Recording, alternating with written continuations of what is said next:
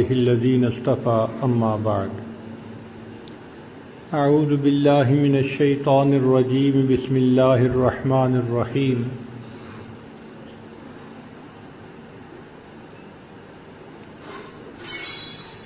قل إن كان آباؤكم وأبناؤكم وإخوانكم وأزواجكم وعشيرتكم وأموال اقترفتموها وتجارة تخشون كسادها ومساكن ترضونها أحب إليكم من الله ورسوله وجهاد في سبيله فتربصوا حتى يأتي الله بأمره سبحان ربك رب العزة عما يصفون وسلام على المرسلين والحمد لله رب العالمين اللهم صل على سيدنا محمد وعلى آل سیدنا محمد وبارک وسلم۔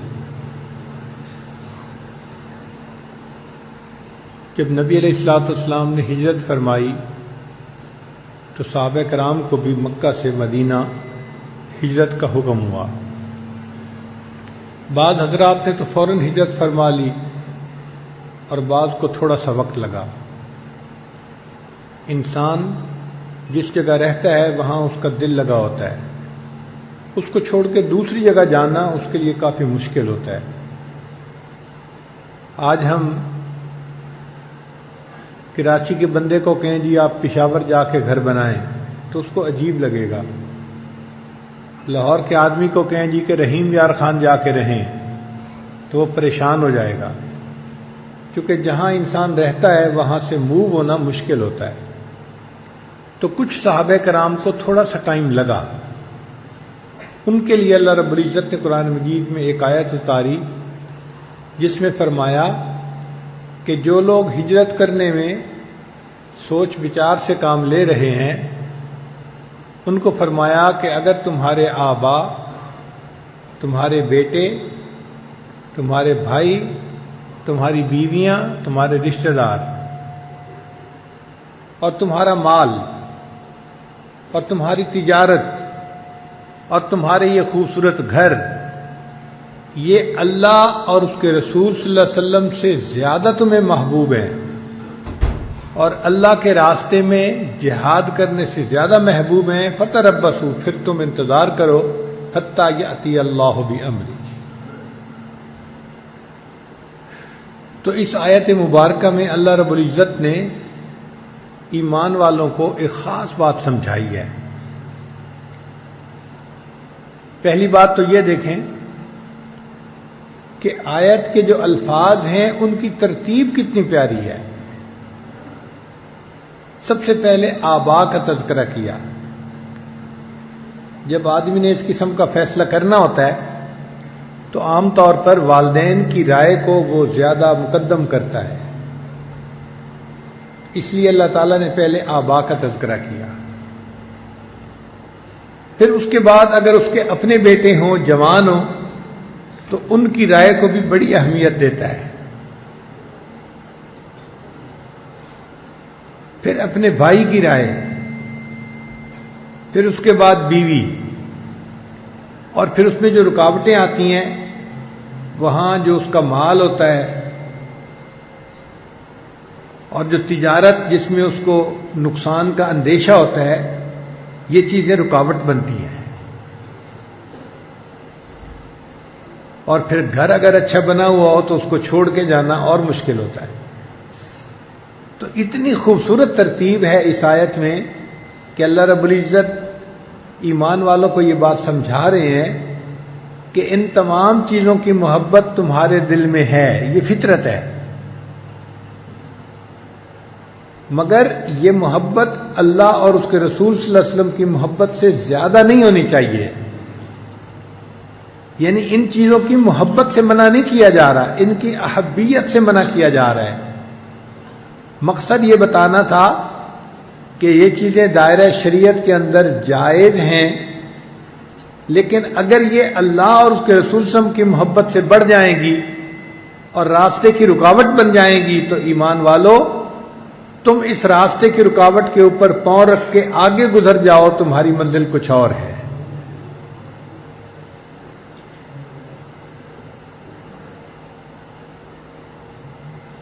ایک استاد نے اپنے شاگرد سے پوچھا کہ مجھے قرآن پاک کی کوئی آیت بتاؤ جس سے پتہ چلے کہ اللہ سے محبت کرنی فرض ہے۔ شاگرد نے کہا کہ حضرت جتنی محبت کی آیات قرآن پاک میں ہیں میں ان پہ نظر ڈالتا ہوں تو مجھے تو یوں لگتا ہے کہ اللہ تعالیٰ نے کہیں حکم نہیں فرمایا کہ تم مجھ سے محبت کرو۔ ہاں ایک جگہ جملہ خبریہ ہے جس میں بتا دیا گیا ہے کہ والذین آمنوا اشد حبا للہ، ایمان والوں کو اللہ سے شدید محبت ہوتی ہے، یہ بتایا ہے، حکم نہیں کہا کہ تم محبت کرو۔ تو استاد نے پھر سمجھایا کہ دیکھو جو حسن والے ہوتے ہیں وہ کسی کو اپنی زبان سے خود نہیں کہتے کہ تم ہم سے محبت کرو، ان کو اپنے حسن پہ اتنا ناز ہوتا ہے کہ وہ یہ چاہتے ہیں کہ دوسرے بندے کو پتہ ہونا چاہیے کہ ہم کتنے حسین ہیں، اس کے بعد وہ محبت کیے بغیر رہ ہی نہیں سکتا۔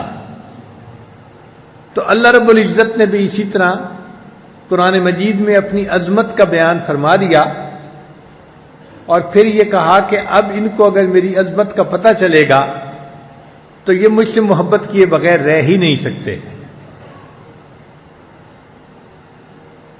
پھر انہوں نے فرمایا کہ دیکھو یہی جو آیت ہے نا قل ان کان آباؤکم، اس سے پتہ چلتا ہے کہ اللہ تعالیٰ کی محبت فرض ہے۔ شاگرد نے کہا کیسے؟ انہوں نے فرمایا کہ دیکھو اللہ تعالیٰ نے اللہ اور اس کے رسول صلی اللہ علیہ وسلم کی محبت احبیت کا تذکرہ فرمایا اور ساتھ یہ بھی کہا کہ اگر زیادہ یہ چیزیں تمہیں محبوب ہیں فتربصوا، تم انتظار کرو، یعنی وعید ہے، اور وعید جو ہوتی ہے وہ ہمیشہ فرض اور واجب کے چھوڑنے پہ ہوتی ہے۔ اس کا مطلب یہ کہ اللہ تعالیٰ سے سب سے زیادہ محبت کا ہونا یہ فرض ہے، اس آیت سے پتہ چل رہا ہے۔ اس لیے نبی علیہ السلام جب مدینہ طیبہ تشریف لائے تو آپ صلی اللہ علیہ وسلم نے پہلے خطبے میں یہ بات فرمائی کہ اے لوگو احب اللہ لما یغزوکم من نعمہ، تم اللہ سے محبت کرو اس لیے کہ تو اس نے تمہیں کیا کیا نعمتیں کھانے کے لیے عطا فرمائی ہیں۔ تو ہم اگر اللہ تعالیٰ کی نعمتوں پر غور کریں تو دل سے آواز نکلتی ہے کہ اے اللہ واقعی محبت کے قابل آپ ہیں۔ ہم نے تو دیکھا ہے کہ جو لوگ جانور پالتے ہیں اور جانوروں کو وہ غذا دیتے ہیں تو وہ جانور درندے اپنے پالنے والے سے محبت کرتے ہیں، ان کا لحاظ کرتے ہیں۔ بالکل اسی طرح فرمایا الانسان عبد الاحسان، کہ انسان بھی احسان کا بندہ ہوتا ہے۔ انسان کا دل چاہتا ہے کہ اپنے محسن کی بات کو رد نہ کرے، نہ کرے، اگر محسن نے کوئی بات کہی ہے تو اس کو پورا کر دکھائے، یہ اس وقت میرے اوپر بڑا احسان ہے۔ بھئی ہم اللہ تعالیٰ کے احسانات پر تو غور کریں کہ کتنے ہمارے اوپر ہیں۔ ہم تو اللہ تعالیٰ کے احسانات میں ڈوبے ہوئے ہیں، اگر گننا چاہیں تو ہم ان نعمتوں کو گن بھی نہیں سکتے۔ وَإِن تَعُدُّوا نِعْمَتَ اللَّهِ لَا تُحْصُوهَا، تم اللہ تعالیٰ کی نعمتوں کو گننا چاہو تم گن بھی نہیں سکتے۔ اللہ اکبر کبیرہ، سچی بات ہے کہ اللہ تعالیٰ اگر آنکھیں نہ دیتے تو ہم اندھے ہوتے،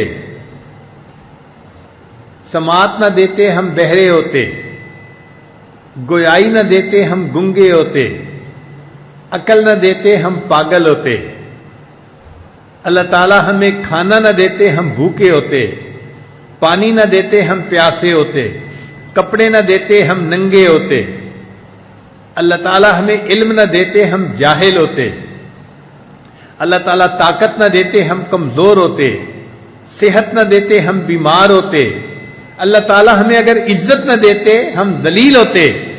آج جو ہم عزتوں بری زندگی دنیا میں گزارتے پھر رہے ہیں یہ سب اللہ کا کرم اور اس کا احسان ہی تو ہے۔ تو ہم تو اللہ تعالیٰ کے کرم کے صدقے جی رہے ہیں، اس کی نعمتیں ہیں جو اس نے ہمیں بن مانگے عطا فرمائی ہوئی ہیں۔ اس لیے اللہ تعالیٰ کی ان نعمتوں پر غور کرنے سے انسان کے دل میں یہ بات آتی ہے کہ انسان اللہ سے محبت کرے، اور سچی بات تو یہ ہے کہ محبت کے قابل اللہ تعالیٰ ہی کی ذات ہے۔ علماء نے لکھا ہے کہ انسان محبت کرتا ہے 4 وجوہات سے۔ اس میں پہلی وجہ کسی کا جمال، کسی کی خوبصورتی، خوبصورت منظر اچھا لگتا ہے، خوبصورت مکان اچھا لگتا ہے، خوبصورت لباس اچھا لگتا ہے، خوبصورت شخصیت اچھی لگتی ہے، تو خوبصورتی کی وجہ سے محبت کرتا ہے۔ وہ پروردگار عالم جس نے حسن کو پیدا کر دیا، اس کے اپنے حسن و جمال کا کیا عالم ہوگا؟ وہ اللہ تعالیٰ کتنا حسین ہوگا۔ نبی علیہ السلام نے ارشاد فرمایا اللہ جمیل، اللہ تعالیٰ بہت خوبصورت ہے۔ امام غزالی رحمۃ اللہ اپنی کتاب میں لکھتے ہیں کہ اللہ تعالیٰ جب جنتیوں کو جنت میں اپنا دیدار عطا فرمائیں گے تو جنتیوں کو اللہ تعالیٰ کا دیدار کرنے سے ایسا لطف آئے گا کہ وہ اس دیدار کے رکنے کو پسند نہیں کریں گے۔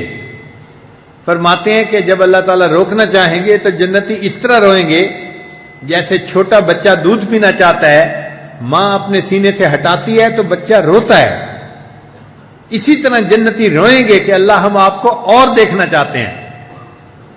تو امام غزالی رحمۃ اللہ نے فرمایا کہ جنتی 9 لاکھ سال تک اللہ کا دیدار کرتے رہیں گے اور پھر بھی ان کا دل نہیں بھرے گا۔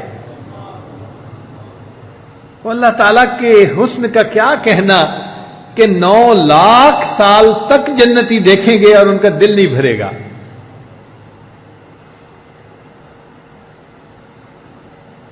تو اگر جمال کے نقطۂ نظر سے دیکھنا ہے تو بھی اللہ تعالیٰ ہی کو یہ بات سجتی ہے کہ انسان اللہ سے محبت کرے۔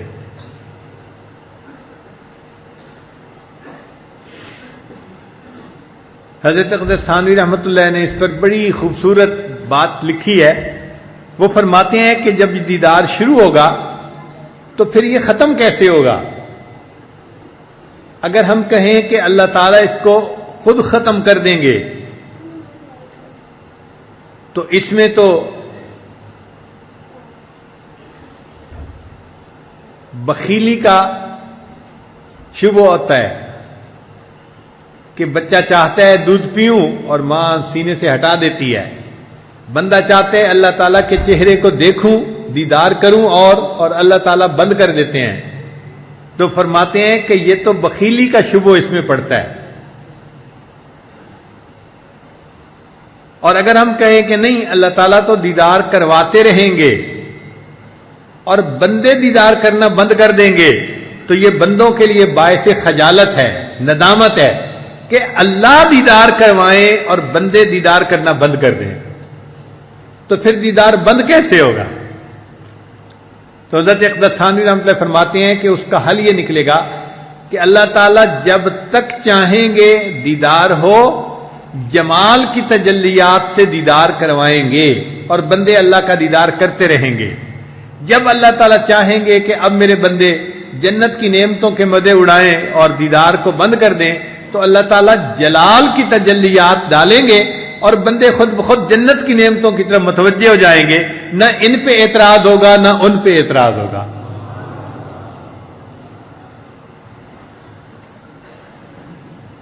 دوسری چیز ہوتی ہے محبت کی، وہ ہوتا ہے کسی کا فضل و کمال۔ انسان کمال کی وجہ سے محبت کرتا ہے، جو استاد قابل ہوں ان سے زیادہ محبت ہوتی ہے۔ دنیا میں تو ہم نے دیکھا کہ کھلاڑیوں سے لوگ محبت کرتے ہیں کیونکہ انہوں نے اپنے کھیل میں کمال پیدا کیا ہوتا ہے۔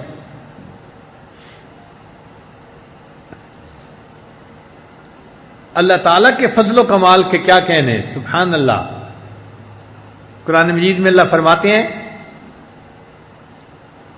کہ اگر یہ ساری دنیا کے سمندر سیاہی بن جاتے اور جتنے ساری دنیا کے اندر درخت ہیں ان کی کلمیں بنا دی جاتی، ان کلموں سے اور اس سیاہی سے تیرے رب کی تعریفیں لکھنی شروع کی جاتی، ایک وقت آتا یہ سیاہی ختم ہو جاتی، یہ کلمے ٹوٹ جاتی، تیری رب کی تعریفیں کبھی ختم نہ ہوتی۔ بلکہ فرمایا وَلَوْ أَنَّ مَا فِي الْأَرْضِ مِنْ شَجَرَةٍ أَقْلَامٌ وَالْبَحْرُ يَمُدُّهُ مِنْ بَعْدِهِ سَبْعَةَ أَبْحُرٍ مَا نَفِدَتْ کلمات اللہ۔ دنیا کے اندر سمندر ہیں، 7 سمندر ایسے اور بھی ہوتے، اور ان سے اللہ کی تعریفیں لکھنی شروع کی جاتی، یہ سیاہی بھی خشک ہو جاتی، کلمے بھی ٹوٹ جاتی، اللہ تعالیٰ کی تعریفیں کبھی ختم نہ ہوتی۔ تو جس پروردگار کی تعریفوں کا یہ حال ہے، کمالات کا یہ حال ہے، اسی کو یہ بات سجتی ہے کہ بندہ اس سے محبت کرے۔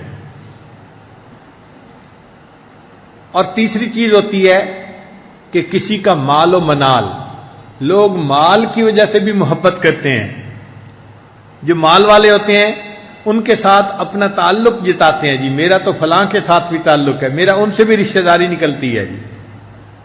تو اللہ تعالیٰ کے مال و منال کا کیا کہنا، اس کے ہاتھ میں تو کائنات کے سب خزانوں کی کنجیاں ہیں۔ وَلِلَّهِ خَزَائِنُ السَّمَاوَاتِ وَالْأَرْضِ، آسمان اور زمین کے سب خزانے اللہ کے پاس ہیں، اللہ ان کا مالک ہے۔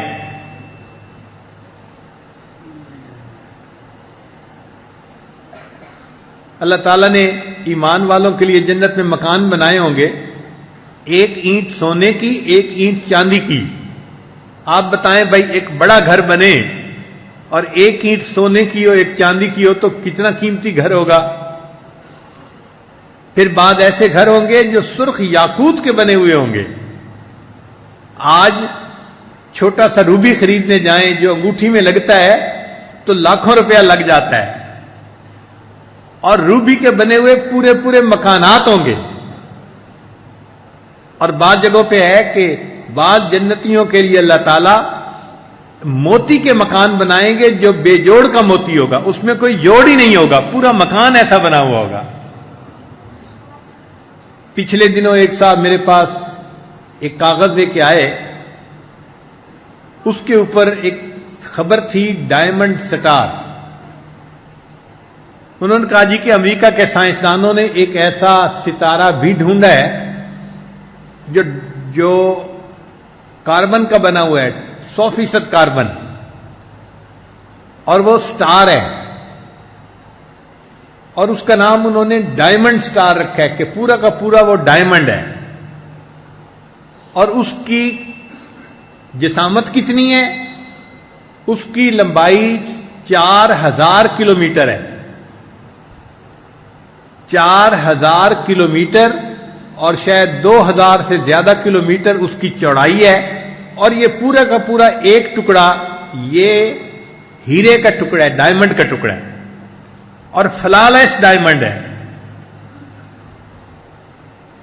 تو دنیا حیران ہے کہ اتنا بڑا بھی ہیرا ممکن ہے کہ 4000 کلومیٹر اس کی لمبائی ہو اور 2000 کلومیٹر اس کی چوڑائی ہو۔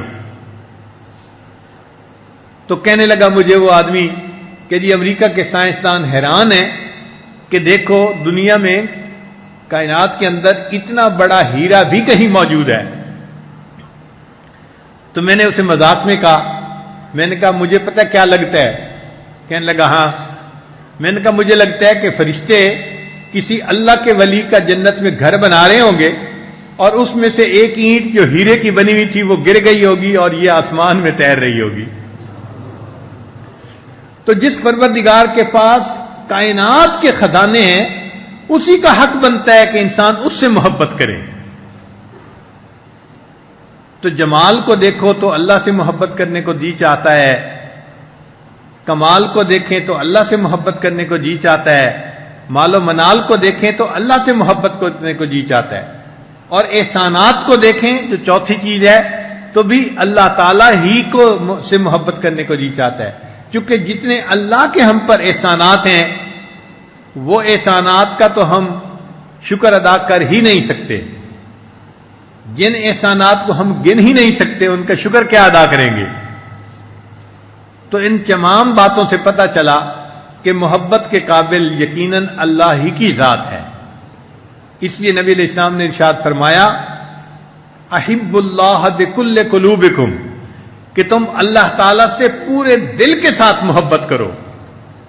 بعض لوگ اللہ سے محبت کرتے ہیں ادھورے دل کے ساتھ.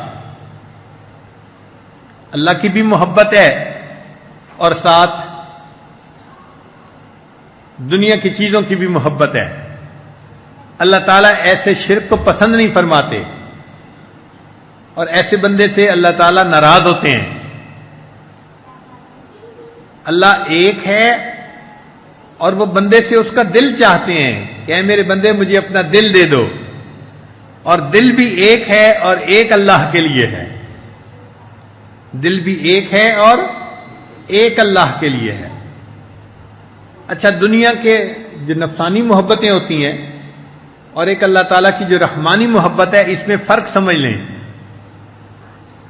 کہ دنیا کی نفسانی محبتیں جو بھی انسان کرتا ہے وہ ایک نہ ایک دن اپنے محبوب سے جدا ہو جاتا ہے. جبریل علیہ السلام نے آ کے نبی السلام کی خدمت میں عرض کیا, اے اللہ کے حبیب صلی اللہ علیہ وسلم وَأَحْبِبْ مَا شِئْتَ مَنْ شِئْتَ فَإِنَّكَ مَيِّتٌ, جس سے چاہیں آپ محبت کریں, ایک دن بالآخر موت آنی ہے, جدائی ہو جانی ہے. تو جو مخلوق سے محبت کرے گا وہ ایک نہ ایک دن مخلوق سے جدا کر دیا جائے گا, اور جو اللہ سے محبت کرے گا وہ ایک نہ ایک دن اللہ سے ملا دیا جائے گا. مخلوق اور خالق کی محبت کا ایک اور فرق سمجھ لیں کہ مخلوق سے محبتیں جن کو ہوتی ہیں وہ چاہتے ہیں کہ محبوب کا جسم ہمارے پاس ہو, دل اس کا چاہے جہاں کہیں ہو. مگر اللہ کی محبت کا معاملہ اور ہے. اللہ تعالیٰ بندے سے محبت فرماتے ہیں تو اللہ تعالیٰ چاہتے ہیں اے میرے بندے تیرا دل میرے پاس ہونا چاہیے, تیرا جسم جہاں مرضی رہے مجھے اس سے غرض نہیں ہے. تو مسجد میں بیٹھا ہے میں تجھ سے بھی راضی, تو بازار میں خرید و فروخت بیٹھا کر رہا ہے, اگر دل تیرا میرے پاس ہے میں تب بھی تجھ سے راضی ہوں. تو اللہ تعالیٰ بندے سے دل مانگتے ہیں. ہم اپنے دل کو اللہ کی محبت کے لیے خاص کر لیں, اللہ کی محبت سے بھر لیں.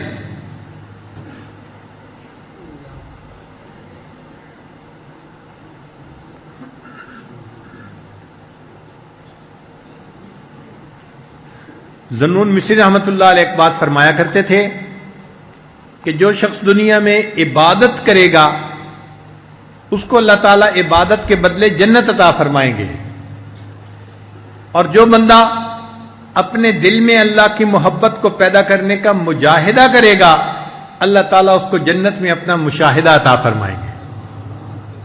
تو یہ نعمت ہے جس کے لیے ہمیں ہمت کرنی چاہیے اور اللہ سے یہ نعمت مانگنی چاہیے.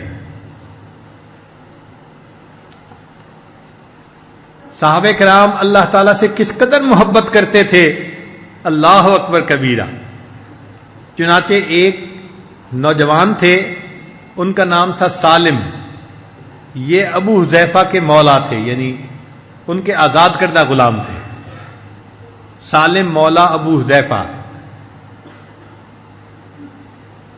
ایک عام سے نوجوان تھے, مگر نبی علیہ الصلوۃ والسلام نے ایک مرتبہ انہیں دیکھا تو ارشاد فرمایا کہ سالم کا سینہ گلے تک اللہ کی محبت سے اور ایمان سے بھرا ہوا ہے.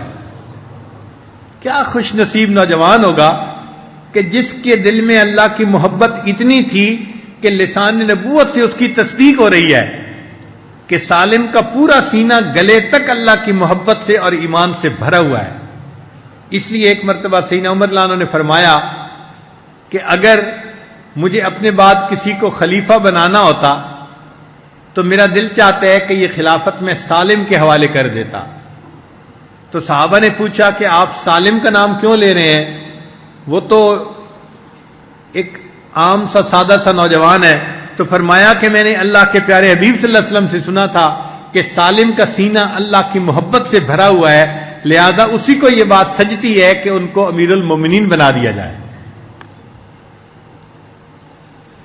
چنانچہ ایک صحابی نبی علیہ السلام کی خدمت میں آئے, اے اللہ کے حبیب صلی اللہ علیہ وسلم قیامت کب آئے گی؟ نبی علیہ السلام نے پوچھا کیا آپ نے اس کے لیے بہت ساری تیاری کی ہوئی ہے؟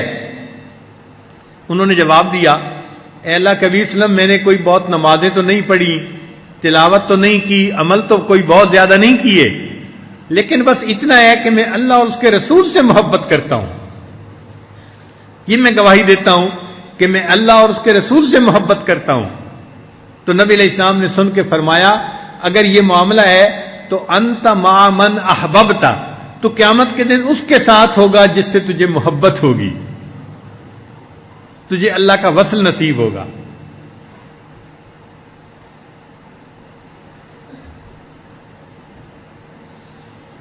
ایک حدیث مبارکہ میں ہے کہ ایک صحابی فوت ہوئے، جب ان کو دفن کیا گیا تو ان کی اہلیہ نے اپنے خاوند کی بڑی تعریف کی کہ یہ میرا خاوند اتنا اچھا تھا اور اب تو یہ جنت کی سیر کر رہا ہوگا.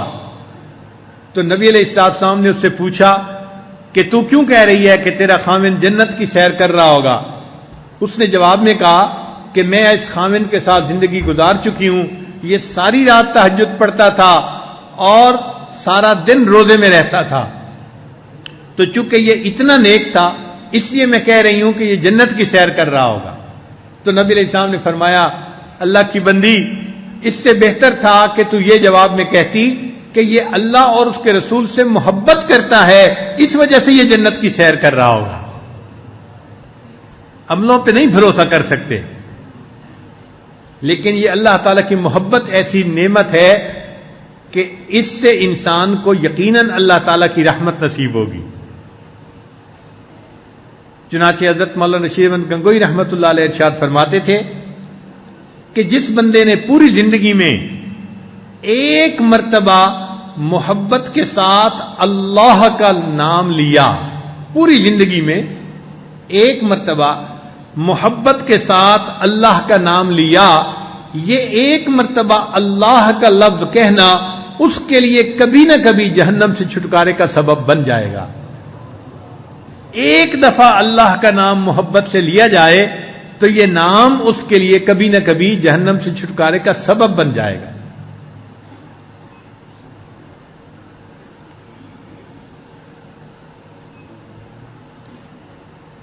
اس لیے ہمیں چاہیے کہ ہم اللہ رب العزت سے محبت کریں، وہی ہمارا محبوب ہے، وہی ہمارا مقصود ہے اور وہی ہمارا مسجود ہے. مولانا روم رحمت اللہ علیہ فرماتے ہیں عشق با مردہ نہ باشد پائیدار، مرنے والوں سے اور ڈھلنے والوں سے عشق پائیدار نہیں ہوتا. عشق با مردہ نہ باشد پائیدار، عشق را با حی و با قیوم دار. عشق کرنا ہے تو اس ذات سے کرو جو حی و قیوم ہے، جس کو کبھی موت نہیں آ سکتی. محبت تو قابل تو وہ ذات ہے.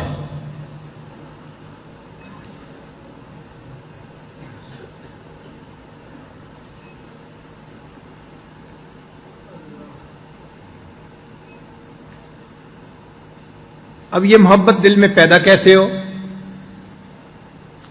اس کے لیے سب سے پہلے ہے اللہ کا ذکر کثرت کے ساتھ کریں، کیونکہ ذکر سے ذات کی محبت پیدا ہوتی ہے. انسان جس چیز کا تذکرہ کثرت کے ساتھ کرنے لگ جائے اس چیز کی محبت دل میں آ جاتی ہے. آپ دیکھیں ابھی آپ کے سامنے آئس کریم کا تذکرہ شروع کر دیں تو ہر بندے کے دل میں چاہت ہوگی کہ مجھے بھی آئس کریم کھانے کا موقع مل جائے. ہمارے ایک دوست تھے بیرون ملک میں، وہ مجھے کہنے لگے کہ حضرت میں آپ کو اپنی دکان پہ دعا کے لیے لے جانا چاہتا ہوں، آپ میرے ساتھ چلیں. تو ہم چلے گئے. ہمیں نہیں پتا تھا کہ اس کی دکان تھی آئس کریم کی. دعا کر دی، پھر کہنے لگا کہ حضرت میں آپ کو صرف چکھاؤں گا، کھلاؤں گا نہیں. تو ہم نے کہا کہ چلو، شوگر کا مریض چکھ بھی لے تو بڑی بات ہے، کھانا تو دور کی بات. لیکن جب ہم نے چکھنا شروع کی تو ایک کے بعد ایک فلیور، ایک کے بعد ایک فلیور لا، یہ ونیلا فلیور ہے، یہ فلاں ہے. 2-3 فلیور کے بعد میں نے کہا کہ بھئی بس اب تو ہم مزید نہیں، چکھ بھی نہیں سکتے. کہنے لگا حضرت میرے پاس 32 فلیور ہیں، ابھی تو میں نے آپ کو صرف 4 فلیور کھلائے ہیں. اب بتائیں 32 فلیور کی آئس کریم ہو اور بندہ تذکرہ سنے تو کھانے کو دل چاہتا ہے. تو ذکر سے ذات کی محبت دل میں آتی ہے. شریعت کا حسن دیکھیے، خوبصورتی دیکھیے کہ شریعت نے کہا کہ کوئی بھی عورت کسی دوسری عورت کا تذکرہ اپنے خاوند کے سامنے نہ کرے. ممکن ہے کہ تذکرہ سن کے اس خاوند کے دل میں کوئی بات اٹک جائے اور اس کا دل اس غیر عورت کی طرف مائل ہو جائے. تو ذکر سے ذات کی محبت پیدا ہوتی ہے. جو انسان جتنا زیادہ اللہ کا ذکر کرتا ہے اتنا زیادہ اس کے دل میں اللہ تعالیٰ کی محبت بھر جاتی ہے، بڑھ جاتی ہے، اور وہ انسان اللہ کا عاشق بن جاتا ہے.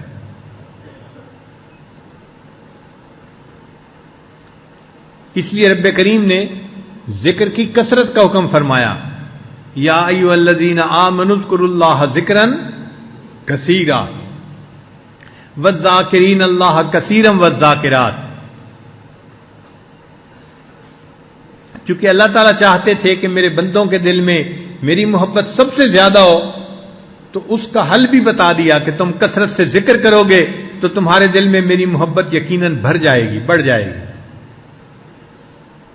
آج ہم چند منٹ بیٹھ کے ذکر کر لیتے ہیں اور خوش ہو جاتے ہیں جی کہ ہم نے تو بڑا مراقبہ کر لیا. بھائی دیکھیں، کچھ چیزوں میں کثرت جو ہے یہ اہمیت رکھتی ہے.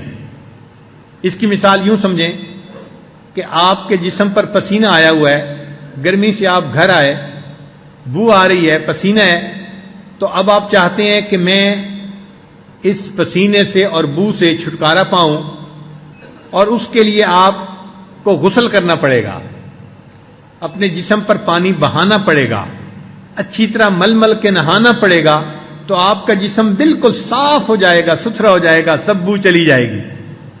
اور اگر آپ ایک جگ میں پانی لے کے پانی میں ہاتھ گیلا کر کے جسم کے اوپر پھیرنا شروع کر دیں تو کیا پسینے کی بو چلی جائے گی؟ کبھی نہیں جائے گی. وجہ کیا ہے؟ تو جی میں پانی استعمال تو کر رہا ہوں. بھائی آپ پانی استعمال کر رہے ہیں لیکن قلیل مقدار میں کر رہے ہیں. جسم کو گیلا کرنے سے یہ بو ختم نہیں ہوگی، جسم پر پانی بہانے سے، کثرت سے پانی بہانے سے پھر بو ختم ہوگی. ہم بھی اسی طرح چند منٹ کا مراقبہ کر لیتے ہیں، تو بھئی اس چند منٹ کے مراقبے سے تو دل کے اندر سے یہ باطنی بیماریاں دور نہیں ہوتی. اس کے لیے ذکر کی کثرت کرنی پڑے گی تاکہ اللہ تعالیٰ کی رحمت خوب برسے اور انسان کے اندر سے روحانی بیماریاں سب کی سب ختم ہو جائیں. تو پہلی چیز جس سے اللہ تعالیٰ کی محبت بڑھتی ہے وہ ہے ذکر کی کثرت کرنا. اور دوسری چیز ہے ذاکرین کی صحبت میں بیٹھنا، صادقین کی صحبت اختیار کرنا. جو اللہ کے عاشق ہوتے ہیں ان کی صحبت میں بیٹھیں. ان کی صحبت میں بیٹھنے سے اللہ سے محبت پیدا ہو جاتی ہے. ان کے چہروں کو دیکھو، اللہ یاد آتا ہے. ان کی باتیں وہ کیمیا ہوتی ہیں، دل کے اندر اتر جاتی ہیں اور بندے کے دل میں اللہ کی محبت کو پیدا کر دیتی ہیں، دل کے تار چھیڑ دیتی ہیں.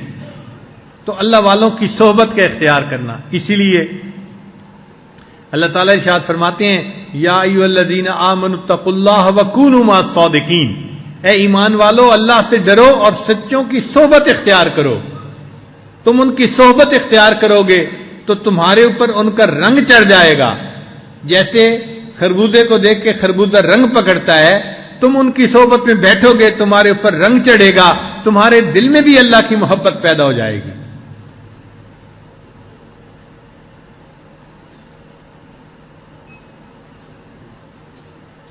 مفسرین نے لکھا خالطوہم لتکونوا معہم. تم ان کے ساتھ اتنا اٹھنا بیٹھنا رکھو کہ تمہارے اوپر ان کا رنگ چڑھ جائے اللہ والوں کا.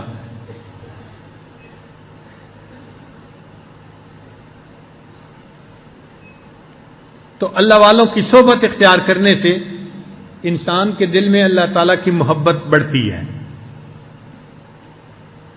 ہم نے دنیا میں دیکھا ہے کوئی بندہ کمپیوٹر والوں کے پاس چند دن آنا جانا شروع کر دے تو وہ کہتے ہیں جی میں بھی کمپیوٹر کا بزنس کر رہا ہوں.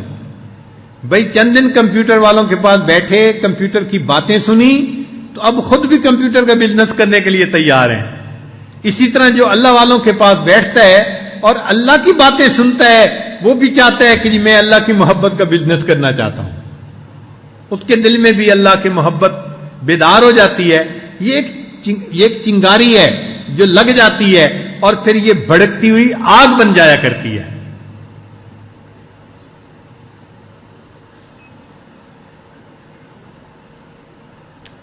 چنانچہ ہمارے مشائخ اپنے مشائخ کے مقامات پہ جاتے تھے اور وہاں خوب وقت گزارتے تھے. کئی لوگ تو سالوں گزارتے تھے، کئی مہینوں گزارتے تھے، چلے لگاتے تھے، مگر دنوں کے اعتبار سے وقت لگتا تھا.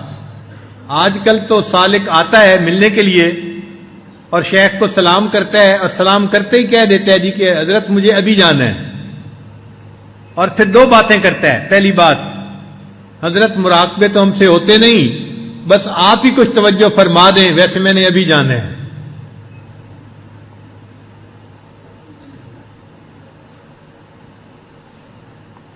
تو بھائی ہم اگر چاہتے ہیں کہ دل میں اللہ تعالیٰ کی محبت پیدا ہو تو ہمیں اس کے لیے کچھ نہ کچھ محنت کرنی پڑے گی.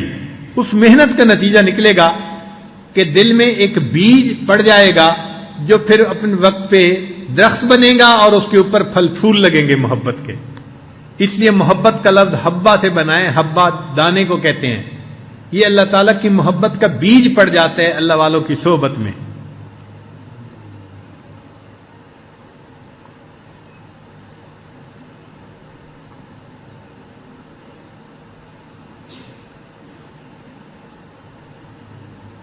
جنید بغدادی رحمت اللہ علیہ کے زمانے میں ایک آدمی تھا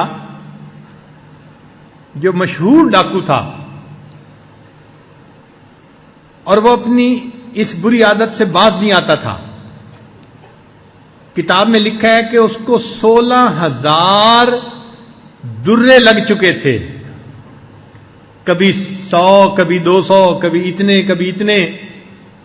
اتنے درے لگ چکے تھے. اور اس کے باوجود، اتنی مار کھانے کے باوجود، وہ اتنا پکا تھا کہ چوری نہیں چھوڑتا تھا، ڈاکے مارتا تھا. حتیٰ کہ اس کا ایک ہاتھ بھی کاٹ دیا گیا. تو اب اس کا دوسرا ہاتھ باقی تھا، وہ ایک ہاتھ سے بھی چوری کیا کرتا تھا، ڈاکے مارتا تھا. لوگوں کے اوپر اس کی ہیبت بیٹھی ہوئی تھی. اس کا نام سن لیتے تھے تو لوگ کانپنے لگ جاتے تھے کہ ہم تو اس کے سامنے بھی نہیں جانا چاہتے، اس کی شکل بھی نہیں دیکھنا چاہتے. وہ ڈاکو ایک مرتبہ جنید بغدادی رحمت اللہ کے گھر پہ آ گیا رات کے وقت. جنید بغدادی رحمت اللہ نے کچھ کپڑے اور ایسی چیز کوئی منگائی تھی رزق حلال تجارت کی نیت سے، تو گھر میں پڑے ہوئے تھے. وہ جب گھر میں دیوار کود کے آ گیا تو اس نے سوچا کہ چلو میں یہ 2-3 گٹھڑیاں اٹھا کے لے جاتا ہوں. اب اس نے گٹھڑی تو باندھ لی لیکن ہاتھ ایک تھا، اس کو اٹھا کے لے جانا اس کو مشکل نظر آتا تھا. تو وہ ڈاکو انتظار میں تھا کہ مجھے کوئی ہیلپر ملے اور یہ گٹھڑیاں میں اٹھا کے اپنی جگہ پہ لے کے جاؤں. اتنے میں جنید بغدادی رحمۃ اللہ تہجد کے لیے اٹھے اور وہ اپنے گھر کے صحن میں آئے. تو ڈاکو نے ان کو دیکھا تو ڈاکو سمجھا کہ یہ اس گھر کا کوئی نوکر ہے اور یہ اٹھ کے آ گیا ہے. تو ڈاکو نے اس کو بڑی سخت آواز میں کہا ادھر آؤ اور یہ گٹھڑی اٹھا کے میرے سر پہ رکھو. تو جیسے اس نے روب سے کہا تو وہ بندہ آ گیا اور اس نے آ کے اس کو گٹھڑی اٹھا کے سر پہ رکھنے میں مدد کی. تو ڈاکو سمجھ گیا کہ میں جو کہہ رہا ہوں یہ میری بات مان رہا ہے، تو میں اپنے سر پہ کیوں گٹھڑی رکھوں، اسی کے سر پہ رکھوں. تو پھر اس نے کہا نہیں نہیں میرے سر پہ مت رکھو، تم اس کو اپنے سر پہ اٹھاؤ. تو جنید بغدادی اس کے لیے بھی تیار. اس نے اپنے ایک ہاتھ سے مدد کی اور گٹھڑی اٹھا کے جنید بغدادی کے سر پہ رکھ دی اور اس کو کہنے لگا کہ جلدی چلو، اسے تم نے میرے گھر تک پہنچانا ہے اور فجر کا وقت ہونے میں کم وقت ہے، لہذا جلدی جلدی چلو. اگر تم نے دیر کی چلنے میں تو میں پیچھے سے تمہیں ڈنڈا لگاؤں گا. اب جنید بغدادی اپنا مال اپنے سر پہ رکھا ہوا ہے اور اس کے گھر کی طرف جا رہے ہیں. اب وہ تو روزانہ چوری کرتا تھا، اس لیے وہ تو صحت مند تھا اور توانا تھا، اور جنید بغدادی رحمۃ اللہ علیہ تو کمزور تھے. سانس چڑھ گیا، تھک گئے، پیچھے سے وہ ڈنڈے مار رہا ہے اور جنید بغدادی رحمۃ اللہ اس کا سامان لے کے چل رہے ہیں. حتیٰ کہ اس کے گھر وہ گٹھڑی پہنچا دی. جب گٹھڑی گھر پہنچ گئی تو ڈاکو کو تسلی ہو گئی کہ آج میں نے کچھ نہ کچھ مال چوری کر لیا. جنید بغدادی واپس آ گئے. اب وہ بندہ جو ڈاکو تھا وہ آرام سے رات کو سویا. اگلے دن اٹھا تو اس کے دل میں خیال آیا کہ میں نے ایک گھر کے نوکر سے کام لیا تھا, کہیں وہ نوکر میرا راز فاش نہ کر دے, میں ذرا جا کے پتہ تو کروں. تو اس نے سوچا میں جاتا ہوں اور اس گھر کے قریب جا کے دیکھوں گا, اگر تو وہاں لوگ زیادہ ہوں گے تو مجھے پتہ چل جائے گا کہ یہ تفتیش کر رہے ہیں چور کے بارے میں, اور اگر خاموشی ہوگی تو مجھے پتہ چل جائے گا کہ اس نوکر نے میرا راز فاش نہیں کیا. چنانچہ وہ چلتا چلتا جنید بغدادی کے گھر کے قریب آیا. وہاں آ کے اس نے دیکھا کہ لوگ قطار میں آ رہے ہیں اور اس گھر میں داخل ہو رہے ہیں, اور آنے والے سارے لوگ وہ ہیں جن کے چہروں پہ نور نظر آتا ہے, جن کے چہروں پہ سنت نبوی نظر آتی ہے, اور جن کے چہروں پہ نیکی نظر آتی ہے. وہ بڑا حیران ہوا. اس نے ایک بندے سے پوچھا آپ لوگ کہاں جا رہے ہیں؟ اس نے کہا تمہیں پتہ نہیں, یہ گھر ایک بہت بڑے شیخ کا گھر ہے. اس نے کہا اچھا, کیا اس شیخ کو میں دیکھ سکتا ہوں؟ اس نے کہا ہاں دیکھ سکتے ہو, میرے ساتھ آؤ. چنانچہ وہ ڈاکو اپنا ایک ہاتھ اس نے چھپا لیا کپڑے کے اندر کہ لوگوں کو پتہ نہ چل جائے کہ میرا ایک ہاتھ کٹا ہوا ہے اور میں وہ ڈاکو ہوں. اور وہ اس کے ساتھ چلتا چلتا اس گھر میں جب پہنچا تو اس نے کیا دیکھا کہ رات کو جس کو غلام سمجھ کے اس نے گٹھڑی اٹھوائی تھی وہی بندہ مسند ارشاد پہ بیٹھا ہوا ہے, اور وہ وقت کے بہت بڑے شیخ جنید بغدادی رحمت اللہ علیہ تھے. اب ان کے چہرے پہ جو نظر پڑی نا تو دل کی دنیا بدل گئی. چنانچہ اس نے حضرت کی مجلس میں توبہ کی, پھر حضرت سے بیعت ہوا. کتابوں میں لکھا ہے کہ پھر اس کو حضرت جنید بغدادی رحمۃ اللہ نے خلافت عطا فرمائی, اور وہ اپنے وقت کا ہاتھ کٹا اتنا بڑا شیخ بن کے زندگی گزارتا رہا.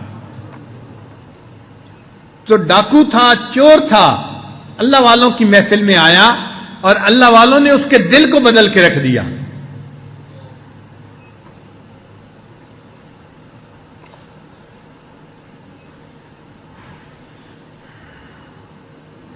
اسی لیے یہ اللہ والوں کی جگہ یہ عشق کی دکانیں ہوتی ہیں کہ جو طالب آتا ہے وہ یہاں سے عشق کی پڑیا لے کے جاتا ہے.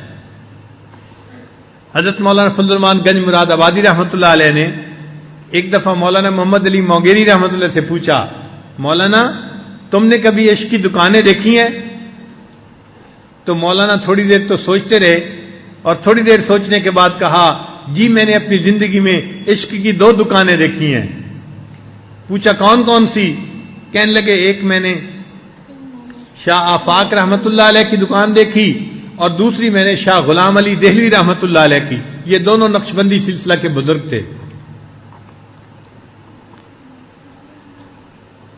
ہم نے بھی اپنی زندگی میں ایک عشق کی دکان دیکھی چکوال شریف میں, اپنی آنکھوں سے دیکھا. لوگ آتے تھے, ہمارے حضرت مرشد عالم رحمت اللہ علیہ کی محفل میں ایک دن گزارتے تھے, زندگی بدل جاتی تھی, واپسی پہ وہ کچھ اور بن کے جا رہے ہوتے تھے.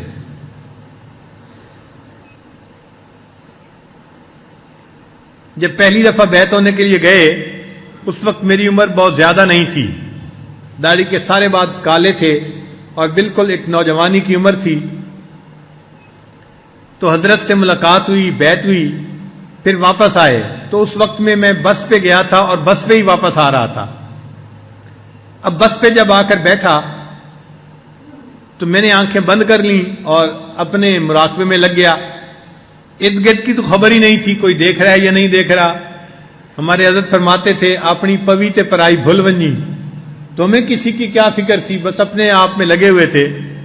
لیکن مجھے اندازہ ہوتا ہے کہ 2 علماء تھے جو ساتھ والی کرسی پر یعنی ساتھ والی سیٹ پر بیٹھے ہوئے تھے. درمیان میں راستہ تھا, ایک طرف وہ بیٹھے ہوئے تھے, ایک طرف میں بیٹھ گیا. وہ مجھے کچھ دیر تو دیکھتے رہے کہ یہ نوجوان لڑکا آیا ہے اور بس آنکھیں بند کر کے بیٹھا ہوا ہے. تو ان کے دل میں بھی کچھ باتیں آئیں تو انہوں نے آپس میں بات کرنی شروع کر دی. تو ایک نے کہا یہ لڑکا کیا کر رہا ہے؟ آنکھیں بند کر کے بیٹھا ہے, کسی کی طرف آنکھ اٹھا کے دیکھ ہی نہیں رہا. تو دوسرے جو تھوڑی بڑی عمر والے تھے نا, وہ کہنے لگے مجھے لگتا ہے یہ پی کے آیا ہے. یہ الفاظ اس نے کہے کہ مجھے لگتا ہے یہ کہیں سے پی کے آیا ہے, اور اس پینے کی وجہ سے اب یہ اپنے نشے کی عادت میں ہے. اور واقعی ایسا ہی نشہ تھا کہ دل چاہتا تھا کہ بس آنکھیں بند کر کے بیٹھے رہیں.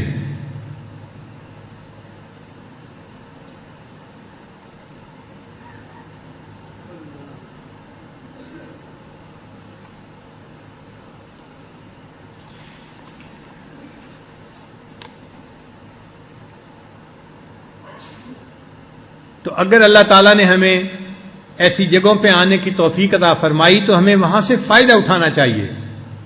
شیطان بدبخت ہمارا دشمن ہے, وہ یہاں بھی آ کے ہماری جان نہیں چھوڑتا. وہ پھر ساتھ ساتھ لگا رہتا ہے, کبھی سیل فون پہ میسج دیکھ رہے ہیں, کبھی کسی کی کال اٹینڈ کر رہے ہیں. جسم یہاں ہوتا ہے, دل کہیں اور ہوتا ہے, جس کی وجہ سے پھر فائدہ نہیں ہوتا. جب یہاں آ ہی گئے ہیں تو اب اپنے آپ کو باقی ہر طرف سے کاٹ لیں اور بس اللہ سے جوڑنے کی کوشش کریں. پھر محفل کی برکتیں آپ اپنی آنکھوں سے دیکھیں گے. من طلب فقد وجدا, جس نے طلب کی اس نے پا لیا. اللہ بندے کو محروم نہیں بھیجتے. اللہ تعالیٰ نے جب یہاں پہنچا دیا ہے تو اللہ تعالیٰ کا ارادہ خیر کا ہے, وہ کچھ دینا چاہتے ہیں, ہم لینے والے بنے.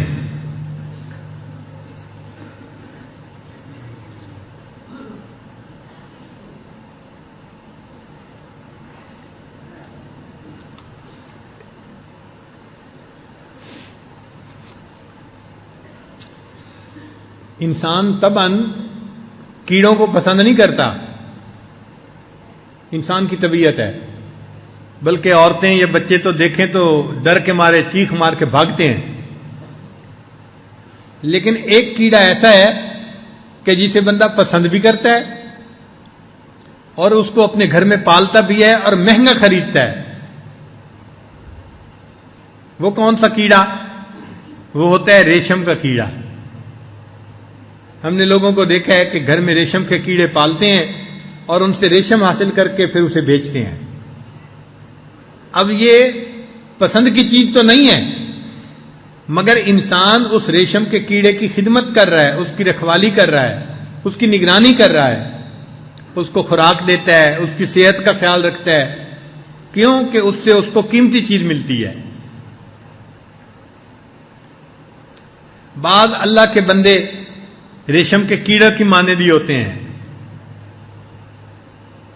ان کی زبان سے بھی اللہ کی محبت کی باتیں نکلتی ہیں. اور یہ ریشم ہے جو اللہ کو بڑا پسند ہے. جیسے ریشم نرم ہوتا ہے, ملائم ہوتا ہے, قیمتی ہوتا ہے, انسان سے پسند کرتا ہے. یہ جو اللہ کی محبت کی باتیں ہیں ان کو اللہ پسند فرماتے ہیں. اور اللہ تعالیٰ چاہتے ہیں کہ میرا بندہ میری عظمت کو بیان کرے, میرا بندہ میری محبت کو بیان کرے, لوگوں کے دلوں میں میری محبت کو پیدا کرے.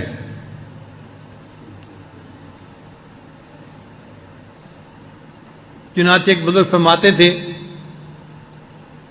کہ مجھے میرے شیخ نے کہا کہ تم اللہ سے محبت کرو, اللہ والوں سے محبت کرو اور لوگوں کے دلوں میں اللہ کی محبت پیدا کرو. تو وہ فرماتے ہیں کہ میں نے اپنے شیخ سے پوچھا کہ حضرت دو باتیں تو سمجھ میں آ گئیں کہ اللہ سے محبت کرنی ہے اور اللہ والوں سے محبت کرنی ہے, تیسری بات سمجھ نہیں آئی کہ میں لوگوں کے دلوں میں اللہ کی محبت کیسے پیدا کروں. انہوں نے فرمایا کہ تم لوگوں کے سامنے اللہ کی نعمتوں کا اس طرح سے اچھا تذکرہ کرو کہ لوگ اپنے اللہ سے محبت کرنے لگ جائیں. اور ایک حدیث مبارکہ میں ہے کہ قیامت کے دن اللہ تعالیٰ کے فرشتے اعلان کریں گے کہ میرے وہ بندے کہاں ہیں جو مجھ سے محبت کرتے تھے اور میرے جو بندوں کو میرا محبوب بناتے تھے اور مجھے بندوں کا محبوب بناتے تھے. یہ اعلان کیا جائے گا, کہاں ہیں وہ لوگ جو مجھے بندوں کا محبوب بناتے تھے اور بندوں کو میرا محبوب بناتے تھے. تو پوچھنے والے نے پوچھا کہ جی اس کی تفصیل سمجھا دیجئے. ان کا دیکھیں وہ انسانوں کو نیکی کی تلقین کرتے تھے، اور جب انسان نیک بن جاتے ہیں تو وہ اللہ کے محبوب بن جاتے ہیں، اور لوگوں کے سامنے اللہ کے تذکرے اتنے اچھے انداز سے کرتے ہیں کہ لوگ اللہ سے محبت کرنے لگ جاتے ہیں۔ تو یہ لوگ ہیں جن کی زندگی کا مقصد ہی ہوتا ہے بندوں کو اللہ کا محبوب بنانا اور اللہ کو بندوں کا محبوب بنانا۔ یہ بندہ اگرچہ انسان ہے، کمزور ہے، خطاکار ہے، گناہگار ہے، لیکن ہے یہ ریشم کا کیڑا، اس کے منہ سے ریشم نکلتا ہے، اور یہ اللہ کی محبت کی باتیں اللہ کے ہاں بڑی محبوب۔ اچھا، ایک بات اور بھی عرض کر دوں کہ اللہ کی محبت کی بات کرنا کوئی آسان کام نہیں ہے۔ آپ کسی خطیب صاحب کو بلائیں اور ان کو کہیں جی کہ اللہ کی محبت پہ ذرا بیان کرو یہاں، تو آپ دیکھیں گے کہ وہ کہیں گے جی مجھے کوئی اور عنوان دے دیں۔ ایک دفعہ ہم حضرت مرشد عالم رحمۃ اللہ کی خدمت میں حاضر تھے چکوال شریف میں، تو ملک کے ایک بڑے نمایاں خطیب جن کا نام سن کے لوگ بھاگتے ہیں ان کی بات سننے کے لیے، وہ چکوال تشریف لائے۔ تو حضرت نے فجر کے بعد انہیں فرمایا کہ مولانا آپ اللہ کی محبت کے عنوان پہ کچھ گفتگو کر دیں۔ اب انہوں نے خطبہ بڑا مزے کا پڑھا، مجمع جم گیا۔ پھر جب باتیں کرنے لگے تو میرا خیال ہے کوئی 10 منٹ سے 12 منٹ کی ان کی تقریر تھی۔ پھر ان کا جی اس سے زیادہ میں اور کوئی بات نہیں کر سکتا۔ پھر کہنے لگے حضرت آپ نے مجھے اتنا مشکل ٹاپک دے دیا ہے کہ اس ٹاپک کے بولنا کوئی آسان کام نہیں ہے، میں اس سے زیادہ بول ہی نہیں پا رہا۔ تو حضرت نے پھر سر ہلا کے فرمایا کہ ہاں، اللہ کی محبت پہ بولنا ہر بندے کا کام نہیں ہوتا، یہ وہی بولتا ہے جس کے اپنے دل میں عشق کی آگ لگی ہوتی ہے، اللہ کی محبت کی آگ بھڑک رہی ہوتی ہے، پھر اس کے منہ سے اللہ کی محبت کی باتیں نکلتی ہیں اور وہ لوگوں کے دلوں کو بھی تڑپا کے رکھ دیتا ہے۔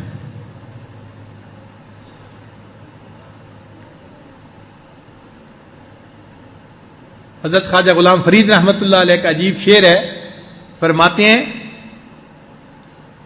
عشق خدا یارو نار غضب دی، یعنی عشق خدا یہ غضب کی آگ ہے۔ عشق خدا یارو نار غضب دی تے ویکھو قسمت وچ ونج پئی ہاں تے سڑ بھج گئی ہاں، کہ عشق خدا کی آگ میں گر گئی ہوں اور جل گئی ہوں اس عشق خدا کی آگ میں۔ عشق خدا یارو نار غضب دی تے ویکھو قسمت وچ ونج پئی ہاں تے سڑ بھج گئی ہاں، چولا برکا صبر دا میرے تے ہو گیا تھیاں تھیاں تے چپ کر گئی ہاں۔ میرا قمیص برقع جو صبر کا تھا وہ سارا کا سارا پھٹ گیا اور میں اس کے اوپر صبر کر گئی ہوں۔ عشق خدا یارو نار غضب دی تے ویکھو قسمت وچ ونج پئی ہاں تے سڑ بھج گئی ہاں، چولا برقع صبر دا میرے تے ہو گیا تھیاں تھیاں تے چپ کر گئی ہاں، ماں پیو ویر بھی یاد نہ میں کوں تے اتو تانے دیوین سیاں تے سہندی رہی ہاں۔ مجھے ماں باپ بھی یاد نہیں ہے اور مجھے میرے جو بڑے ہیں آقا ہیں وہ بھی تانے دیتے ہیں کہ تجھے تو گھر کا کوئی بندہ یاد ہی نہیں ہے، اور میں ان تانوں کو برداشت کرتی رہی ہوں۔ ماں پیو ویر بھی یاد نہ میں کوں تے اتو تانے دیوین سیاں تے سہندی رہی ہاں، غلام فرید اے آکھ سجن نو، غلام فرید اے آکھ سجن نو، میں تاں در تیڈے تے پئی ہاں تے جے ہو جئی ہاں۔ غلام فرید اے آکھ سجن نو، میں تا در تیڈے تے پئی ہاں تے جے ہو جئی ہاں۔ میں جیسا بھی ہوں اللہ، اب تو میں آ کے اس در پہ پڑ گیا ہوں، اللہ تیری محبت لے کے جانا چاہتا ہوں۔ اے اللہ اس دل کے اوپر محبت کی ایک نظر ڈال دیجئے۔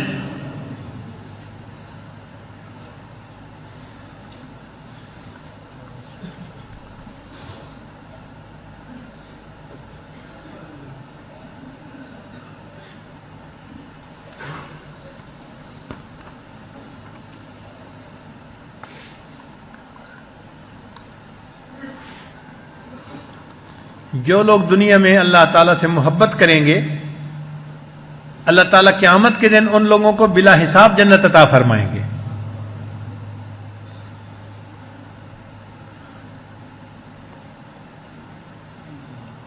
چنانچہ کچھ لوگ ہوں گے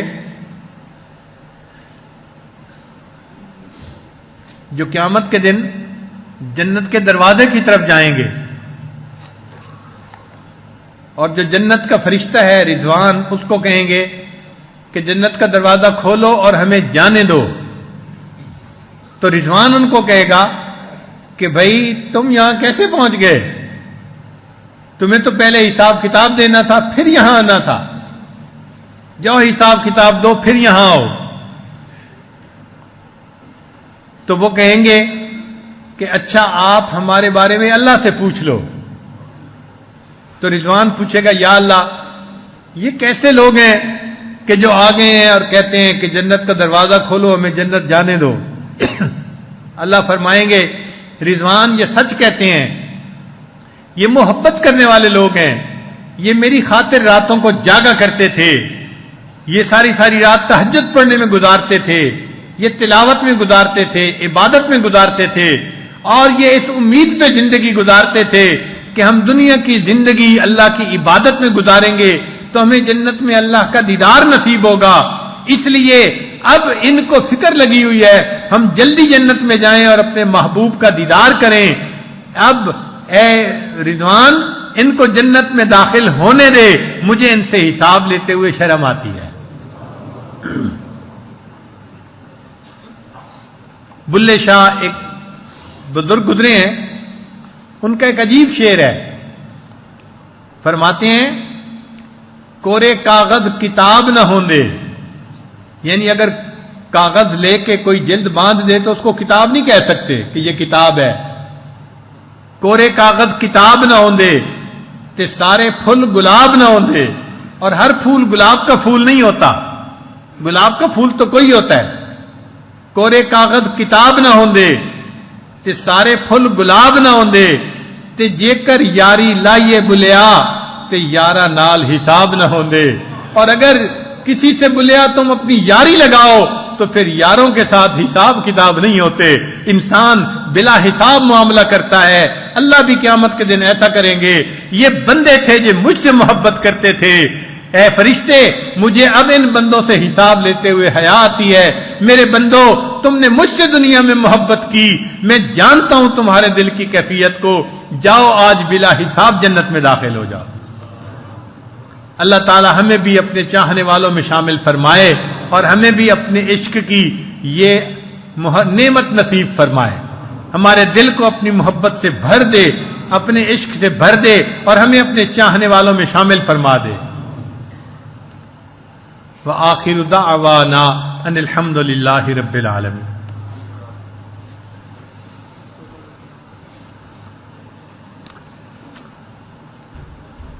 بہت سارے احباب کی طرف سے یہ پیغام ملا ہے کہ وہ توبہ کے کلمات اس وقت پڑھنا چاہتے ہیں، تو یہ آج اس توبہ کے کلمات پڑھائے گا۔ دل میں یہ نیت کر لیجئے کہ ہم تمام گناہوں سے سچی پکی توبہ کر رہے ہیں اور آئندہ نیکوکاری کی زندگی گزارنے کا دل میں ارادہ کر رہے ہیں۔ جیسی نیت ہو ویسی مراد مل جاتی ہے۔ نیت کر لیجئے کہ اللہ ہمیں آئندہ سچی اور سچی زندگی گزارنے کی توفیق عطا فرما۔ اگر دور بیٹھے دوستوں تک بھی یہ آواز جا رہی ہے جو مسجد میں نہیں مگر دوسری جگہ ہے، اور وہ بھی اس آواز پر یہ کلمات پیچھے پڑھیں گے تو وہ بھی اس عمل میں شریک ہو جائیں گے، اور چونکہ یہ بیان براڈ کاسٹ بھی ہو رہا ہے تو گھروں میں بیٹھے ہوئے لوگ بھی اگر ان کلمات کو پڑھیں گے تو وہ بھی اس میں شامل ہوں گے، بلکہ اگر مستورات بھی آواز سن رہی ہیں تو وہ بھی توبہ کے یہ کلمات پڑھیں گی تو اس عمل میں وہ بھی شامل ہو جائیں گی۔ الحمدللہ وکفا وسلام علی عبادہ الذین اصطفیٰ، اما بعد۔ یہ کلمات سچے دل کے ساتھ پڑھتے جائیے۔ بسم اللہ الرحمن الرحیم، لا الہ الا اللہ محمد الرسول اللہ، آمنت باللہ وملائکتہ وکتبہ ورسلہ والیوم الآخر والقدر خیرہ وشرہ من اللہ تعالی والبعث بعد الموت، آمنت باللہ کما ہوا باسمائہ وصفاتہ وقبلت جمیع احکامہ اقرار باللسان وتصدیق بالقلب، اشہد ان لا الہ الا اللہ واشہد ان محمدا عبدہ ورسولہ، استغفر اللہ ربی من کل ذنب واتوب الیہ برحمتک یا ارحم الراحمین۔ ان کلمات کو پڑھنے سے آپ توبہ طائب ہو چکے ہیں۔ چند معمولات ہیں جن کو باقاعدگی سے کریں گے تو اللہ تعالیٰ دل کو منور کریں گے۔ ان میں پہلی چیز ہے 100 مرتبہ استغفار صبح اور شام پڑھنا، استغفر اللہ ربی من کل ذنب واتوب الیہ، اور دوسرا ہے 100 مرتبہ درود شریف صبح و شام پڑھنا، اللہم صلی علی سیدنا محمد وعلی آل سیدنا محمد وبارک وسلم۔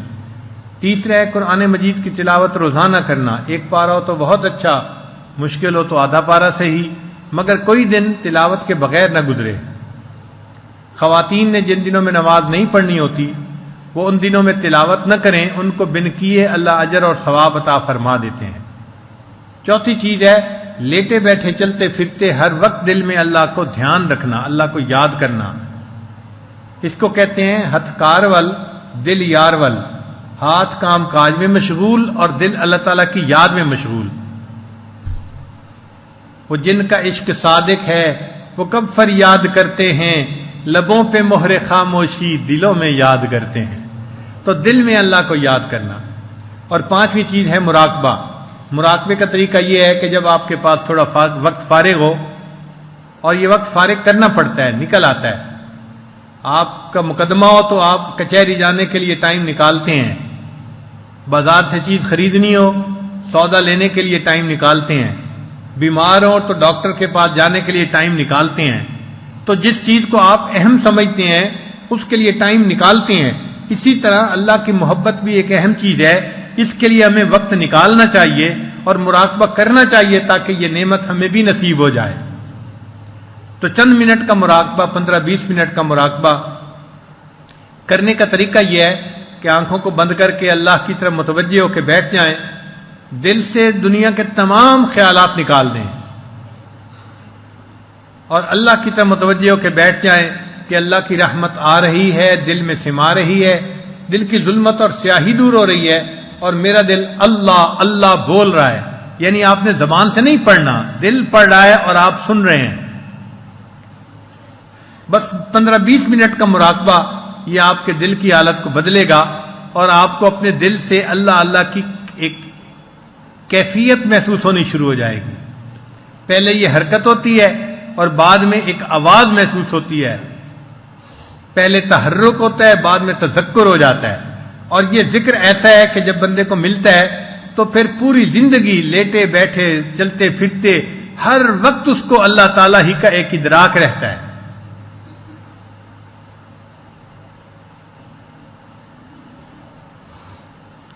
ابھی ہم مراقبہ کریں گے چند منٹ، پھر دعا کر لیں گے.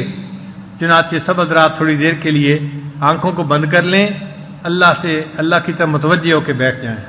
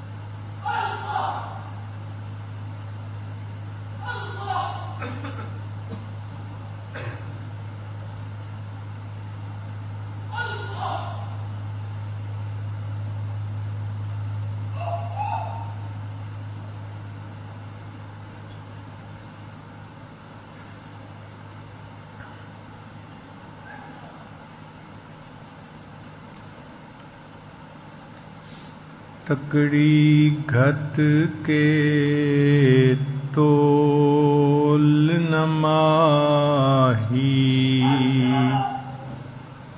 تے اسی ڈاڈھے عیباں بھرے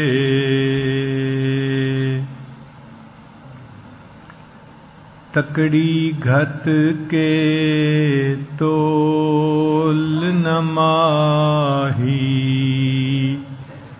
تے اسی ڈاڈھے عیباں بھرے در آیاں دی لاج تہانوں چاہے کھوٹے تے چاہے کھرے در آیاں دی لاج تہانوں تے نہ کرو پرے پرے غلام فریدا پلے عیب ہزاراں تے کوئی مان کس تے کرے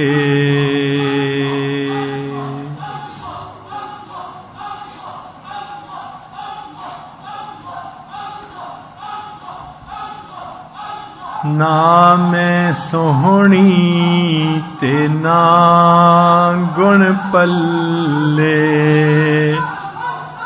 تے میں سائیں نوں کیویں مناواں نہ میں سوہنی تے نہ گن پلے تے میں سائیں نوں کیویں مناواں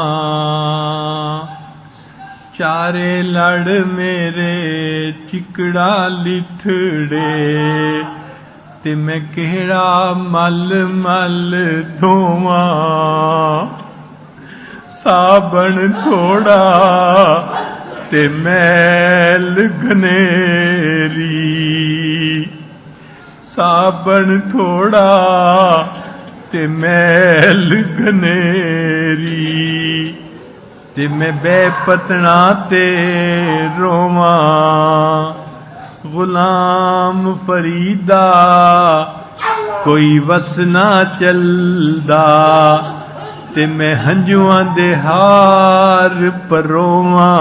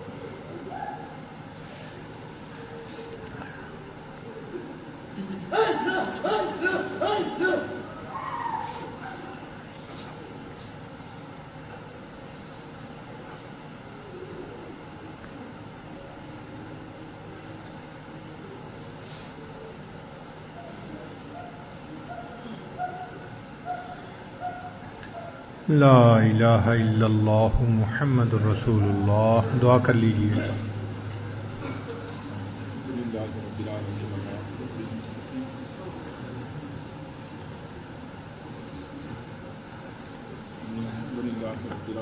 عاقبۃ للمتقین والصلاة والسلام علی رسولہ محمد وآلہ وأصحابہ اجمعین. اللهم ربنا آتنا في الدنيا حسنة وفي الآخرة حسنة وقنا عذاب النار. ربنا ظلمنا أنفسنا وإن لم تغفر لنا وترحمنا لنكونن من الخاسرين. ربنا لا تؤاخذنا إن نسينا أو أخطأنا. ربنا ولا تحمل علينا إصرا كما حملته على الذين من قبلنا. ربنا ولا تحملنا ما لا طاقة لنا به.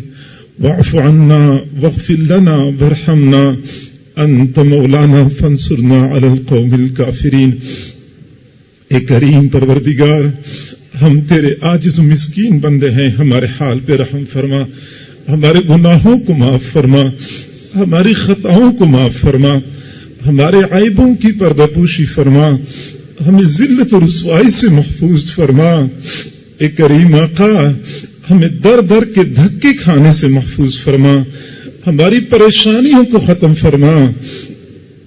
اے کریم آقا، ہمیں گناہوں سے پاک صاف زندگی نصیب فرما، ہمیں معصیت سے خالی زندگی نصیب فرما. اے کریم پروردگار، اندھیری رات کا وقت ہے، دنیا کے بادشاہوں نے اپنے دروازے بند کر رکھے ہیں، تیرا در اب بھی کھلا ہے. تیرے چند فقیر بندے تجھے منانے کے لیے جمع ہو چکے ہیں. میرے اللہ، ہم سب کو اپنی رضا نصیب فرما، ہم سب کو اپنی رضا نصیب فرما. میرے کریم پروردگار، دوست احباب بہت دور دور سے چل کے آئے ہیں.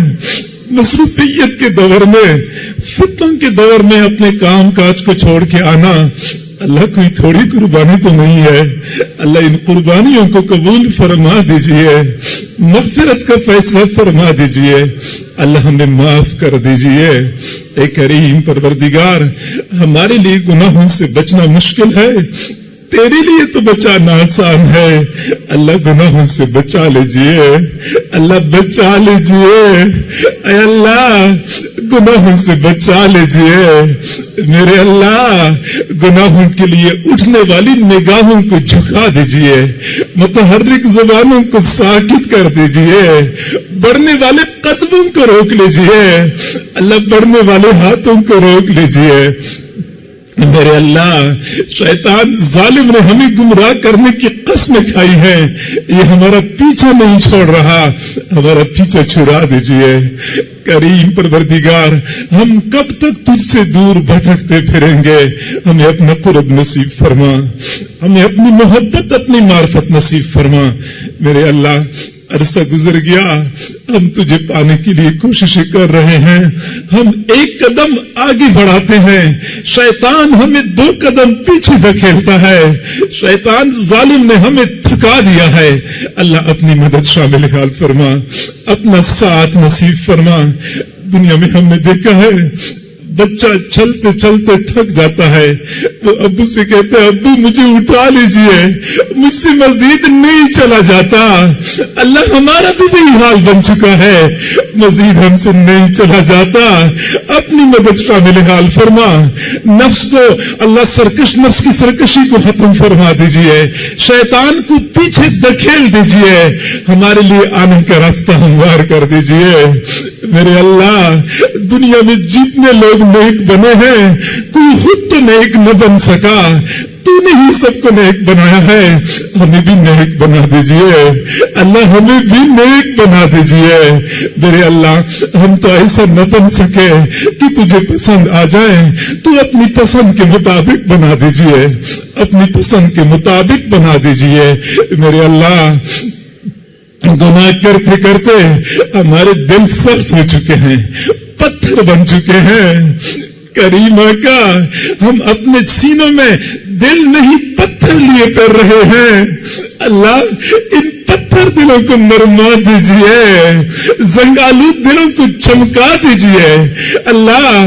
یہ ہمارے دل ٹھنڈے ہو چکے ہیں, اپنی محبت کی حرارت سے گرما دیجئے, اپنی محبت کی حرارت سے گرما دیجئے. کریم پروردگار, فتنوں کا زمانہ ہے, ہمارے لیے تو ایمان بچانا مشکل ہو چکا ہے. بچوں کے پاس قیمتی چیز ہوتی ہے, وہ ڈرتے ہیں کہ ضائع ہو جائے گی, اپنی امی کو دیتے ہیں امی یہ چیز رکھ لیجئے مجھ سے گم ہو جائے گی. میرے اللہ, ہم تو اتنے کمزور ہیں, ہوش و حواس کی حالت میں شیطان ہمیں دھوکہ دے دیتا ہے, ہمیں تجھے تیری نافرمانی پہ ابھارتا ہے. موت کے وقت جب ہماری پرسکارات طاری ہوں گے, ہوش و حواس بھی بحال نہیں ہوں گے, اس وقت اپنی ایمان کو بچا کے لے جانا کتنا دشوار ہوگا. ہمارے ایمان کی حفاظت فرما دیجئے, حفاظت فرما دیجئے اللہ. ہمیں فتنوں سے بچا لیجئے, آزمائشوں سے بچا لیجئے. اے کریم آقا, امتحان تم اس سے لیتے ہیں جو پاس ہونے کا دعویٰ کرتا ہو, جو فیل ہونے کا اقرار کرتا ہے اس سے امتحان کون لیتا ہے؟ ہم تو فیل ہونے کا اقرار کرنے والے ہیں اللہ. ہم تو رعایتی نمبر چاہتے ہیں, رعایتی نمبر چاہتے ہیں. کریم پروردگار, آزمائشوں سے بچا لیجئے. اے کریم آقا, تیری کریمی کا واسطہ, اے رحیم پروردگار تیرے رحیمی کا واسطہ, اے جواد پروردگار تیرے جود و سخا کا واسطہ.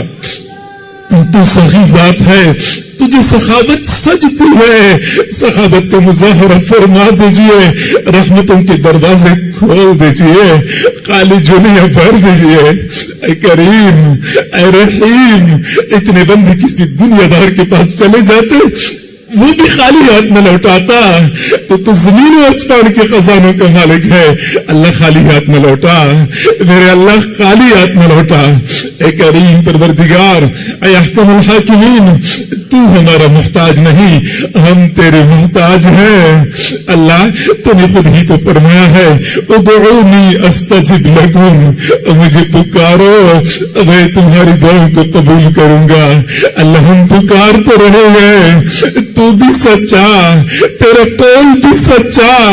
اللہ ہمیں اگر صحیح طریقے سے مانگنا نہیں آتا، اللہ پھر بھی عطا فرما دیجئے، پھر بھی عطا فرما دیجئے۔ میرے اللہ اتنی دیر تک کوئی بندہ اپنی ماں سے مانگتا وہ بھی انکار نہ کرتی، تو ماں سے کوئی کئی گنا بڑھ کے محبت کرنے والا ہے، انکار نہ فرما، انکار نہ فرما۔ میرے اللہ ہمیں دینے سے تیرے خزانوں میں کوئی کمی نہیں آئے گی، لیکن کریم پروردگار عطا فرما دیجئے، عطا فرما دیجئے۔ میرے اللہ دنیا میں ہم نے دیکھا ہے بھیک مانگنے والے جب بڑا دروازہ دیکھتے ہیں تو اونچی صدا لگاتے ہیں، ان کو امید ہوتی ہے بڑا دروازہ ہے، ایک مرتبہ کھل گیا تو کام بن جائے گا۔ اللہ تیرا دروازہ تمام دروازوں سے بڑا ہے، گدا گھر جمع ہو چکے ہیں، بھکاری جمع ہو چکے ہیں، رحمتوں کی بھیک مانگ رہے ہیں، عطا فرما دیجئے، عطا فرما دیجئے۔ میرے اللہ کوئی بندہ مندر سے نکل کے جہنم میں چلا جائے اس پر تو کوئی حسرت نہیں، زندگی مندر میں گزری ہے، جہنم میں جانا اس کا حق بنتا تھا۔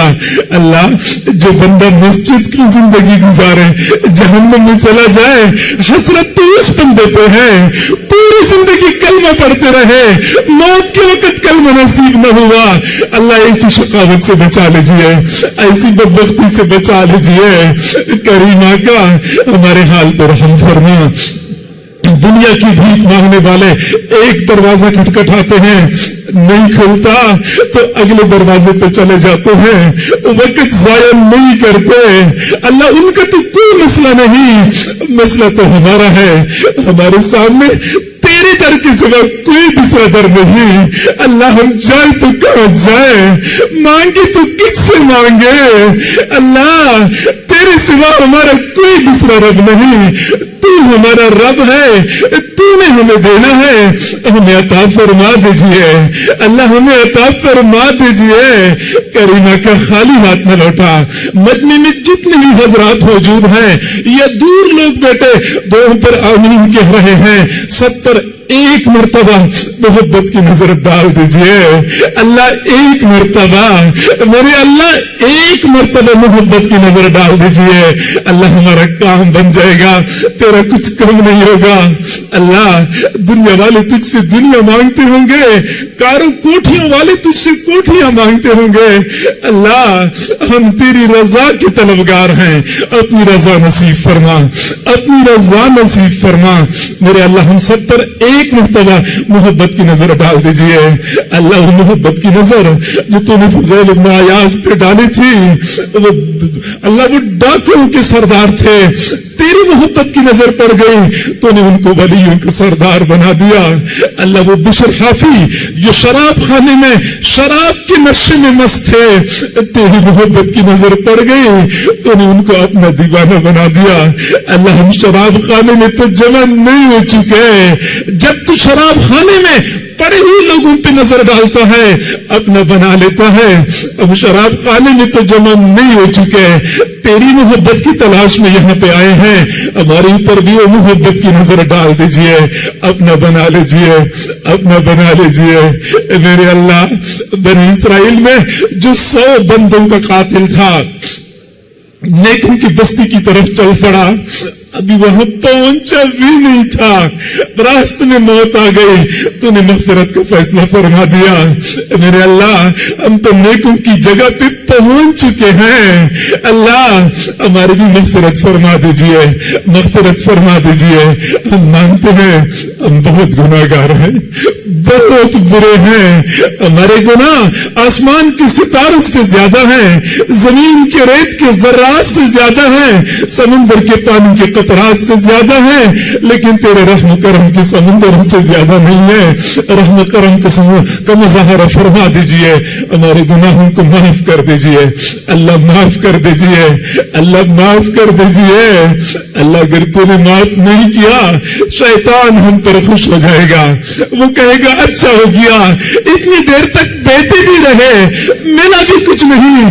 اللہ شیطان تیرا بھی دشمن ہے، ہمارا بھی دشمن ہے، اس کو ہم پر خوش ہونے کا موقع نہ عطا فرما۔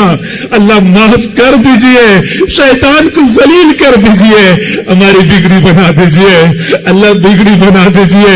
اللہ ہم تجھے منانے کے لیے آئے ہیں، اللہ تم مان جا، اللہ مزید تو مان جا، ناراضگی ختم کر دیجئے، اللہ ناراضگی ختم کر دیجئے۔ اللہ تجھے اپنے رحم و کرم پہ بڑا ناز ہے، قرآن پاک میں بار بار کہتا ہے میں رحیم ہوں، میں کریم ہوں۔ اللہ تو دکھا دیجئے تو کیسے رحیم و کریم ہے، ہمارے گناہوں پہ قلم پھیر دیجئے، اللہ اپنا بنا لیجئے، اللہ اپنا بنا لیجئے، نفس و شیطان کے چنگل سے نکال دیجئے۔ کریم پروردگار تمام حضرات کی تمام نیک تمناؤں کو پورا فرما۔ جتنے بھی اہل علم حضرات یہاں موجود ہیں میرے اللہ سب کی دین خدمات کو شرف قبولیت نصیب فرما، سب کے اداروں کو، سب کے دوست و تدریس کو اللہ حفاظت نصیب فرما، سب کو اللہ اطمینان اور سکون کے ساتھ دین کا کام کرنے کی توفیق عطا فرما۔ اللہ جو مزید حضرات موجود ہیں بے روزگاروں کو روزگار عطا فرما، بے اولادوں کو اولاد عطا فرما، جو نرینہ اولاد کے طلبگار ہیں ان کو نرینہ اولاد نصیب فرما، جو پریشان حال ہیں ان کی پریشانیوں کو ختم فرما، جو بیمار ہیں یا جن کے گھروں میں بیمار ہیں اللہ ان کو شفا عطا فرما، جن کے والدین اعزاء اقربا فوت ہو چکے ہیں اللہ قبروں پہ لاکھوں کروڑوں اربوں خربوں رحمت نازل فرما۔ ہمارے مشائخ، ہمارے اساتذہ جو دنیا سے چلے گئے ہیں اللہ ان کی مغفرت فرما دیجئے، جنت الفردوس کے اعلی مقامات عطا فرما، اور قیامت کے دن ہمیں اپنے مشائخ کی قدموں میں جگہ نصیب فرما۔ میرے اللہ یہ جو تعلق تو نے ہمیں نصیب فرمایا ہے اس نعمت کی قدر کرنے کی توفیق عطا فرما، اس نسبت کو دوام نصیب فرما، پختگی عطا فرما، اس نسبت پہ جینا اور اسی نسبت پہ مرنا نصیب فرما، اور اسی نسبت پہ قیامت کے دن ہمیں اٹھنا نصیب فرما، نسبتوں سے محروم نہ فرما۔ کریم پروردگار اے رحیم پروردگار ہمارے علماء جو قریب کے زمانے میں متعدد حضرات فوت ہو چکے ہیں اللہ ان کی مغفرت فرما۔ آج جامعہ اشرفیہ کے محتمم حضرت مولانا مفتی عبید اللہ صاحب رحمہ اللہ انتقال کر گئے، اللہ ان کی مغفرت فرما، قبر پہ لاکھوں کروڑوں اربوں خربوں رحمت نازل فرما، سیئات کو حسنات میں تبدیل فرما، جنت الفردوس کے اعلی مقامات عطا فرما۔ ہماری ان دعاؤں کو اپنی رحمت سے قبول و منظور فرما۔ میرے اللہ امت مسلمہ کے حال پہ رحم فرما۔ اللہ مسلم امت مسلمہ پہ بہت برا وقت آ چکا ہے۔ اللہ وہ کون سا اسلامی ملک ہے جس میں انتشار نہیں ہے، جس میں افتراق نہیں ہے؟ میرے اللہ اسلامی ملکوں کے انتشار کو ختم فرما دیجئے، افتراق کو ختم فرما دیجئے، سکون اور اطمینان کی فضا کو قائم فرما، امت مسلموں کو وحدت نصیب فرما۔ اللہ آج امت کو ہر طرف سے مار پڑ رہی ہے، جب امت کی یہ خبریں محبوب صلی اللہ علیہ وسلم کو پہنچے گی وہ اپنے روزے میں کتنے بےتاب ہوں گے۔ میرے اللہ امت کے حال پہ رحم فرما دیجئے، امت کے حال پہ رحم فرما، جہاں جہاں مسلمان پریشان ہیں سب کی پریشانیوں کو ختم فرما۔ میرے اللہ ہماری اس پیارے ملک کی حفاظت فرما، اس ملک کو اسلام کا قلعہ بنا۔ اللہ بد امنی کو امن میں تبدیل فرما، قحط کو فراوانی میں تبدیل فرما، جو لوگ اس ملک کو نقصان پہنچانا چاہتے ہیں ان کو ہدایت نصیب فرما، اگر تو نے ہدایت نہیں دینی ان کو چن چن کے دفع دور فرما۔ ہماری اس ادارے کو دن دگنی رات چوگنی ترقی عطا فرما، ادارے کے فیض کو عالم کے کونے کونے میں پہنچا۔ ہمارے جو منصوبے چل رہے ہیں اللہ ان منصوبوں کو جلد از جلد تکمیل تک پہنچا دیجئے، ہماری ان دعاؤں کو اپنی رحمت سے قبول و منظور فرما۔ وصلی اللہ تعالی علی خیر خلقہ محمد وآلہ واصحابہ اجمعین برحمتک یا ارحم الراحمین۔